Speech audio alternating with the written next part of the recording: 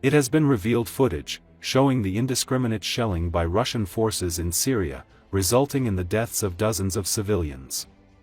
Recall, recently, Russia carried out a series of airstrikes in Syria as rebels advanced after seizing Aleppo, according to the UK-based Syrian Observatory for Human Rights or SOHR.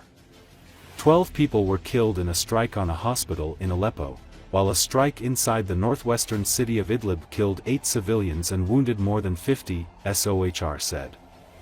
Warplanes also struck rural parts of Idlib and Hama where the group leading the rebel offensive has recently taken control, it added. Russian strikes hit Aleppo for the first time since 2016 on Saturday as rebel fighters swept into Aleppo, Syria's second-largest city, the observer said. The Russian Air Force played a significant role in keeping President Bashar al-Assad in power during the peak of the civil war. Russia has not acknowledged any civilian deaths from its strikes since it intervened in Syria's war in 2015. More than 330,000 people have been killed in Syria since the conflict began in March 2011 with anti-government protests. At present, Russia's future in Syria may be a matter of debate, and analysts broadly agree that the loss of Syria will mean little to Russia in material terms. However, that the Kremlin wants to retain its strategic footprint across the Mediterranean and Africa, developed over the last decade, is widely acknowledged. However, that the Kremlin wants to retain its strategic footprint across the Mediterranean and Africa, developed over the last decade, is widely acknowledged. In the process, it established a key airfield at Khmeimim and greatly expanded its Soviet-era naval base at Tartus, Russia's only warm-water port.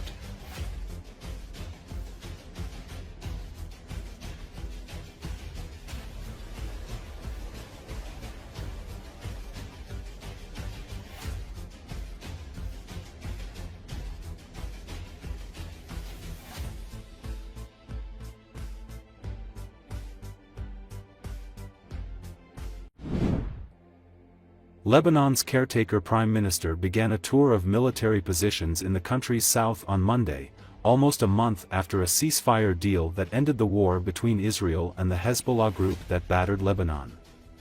Najib Mikati was on his first visit to the southern front lines, where Lebanese soldiers under the US-brokered deal are expected to gradually deploy, with Hezbollah militants and Israeli troops both expected to withdraw by the end of next month. Mikati's tour comes after the Lebanese government expressed its frustration over ongoing Israeli strikes and overflights in the country.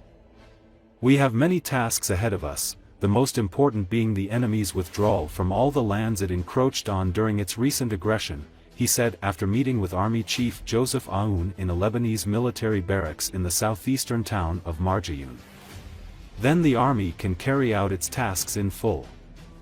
The Lebanese military for years has relied on financial aid to stay functional, primarily from the United States and other Western countries. Lebanon's cash-strapped government is hoping that the war's end and ceasefire deal will bring about more funding to increase the military's capacity to deploy in the south, where Hezbollah's armed units were notably present. Though they were not active combatants, the Lebanese military said that dozens of its soldiers were killed in Israeli strikes on their premises or patrolling convoys in the south. The Israeli army acknowledged some of these attacks.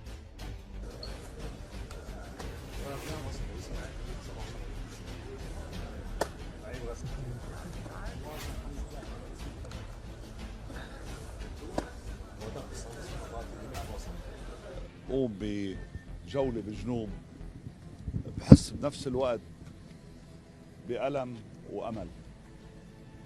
الألم اللي بحسه على هالدماء اللي رويت هالأرض من جنود من جيش من الشعب والمواطنين.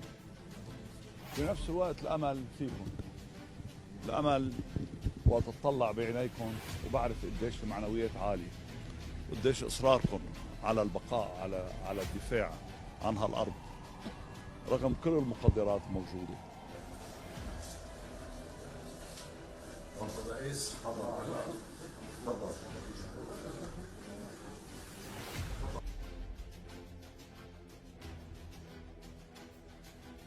هلا حيكون عندنا اجتماع لاحقا مع اللجنة اللي عم تشرف على موضوع وقف اطلاق النار هي انسحاب العدو من كل الأراضي اللي توغل فيها خلال العدوان الماضي، العدوان الأشهر الماضية.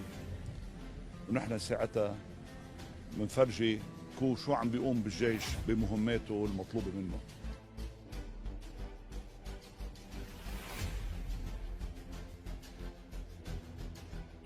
الجيش ما في يوم تقاعس عن مهماته. الجيش وانتم ضباط وافراد عم تقوموا بمهمتكم كامله. هلا نحن امام امتحان صعب كثير، امتحان بدنا نفرجي انه الجيش حقيقه قادر على القيام بهذه المهمه، وانا على ثقه كامله بانه بيقوم بهالمهمه.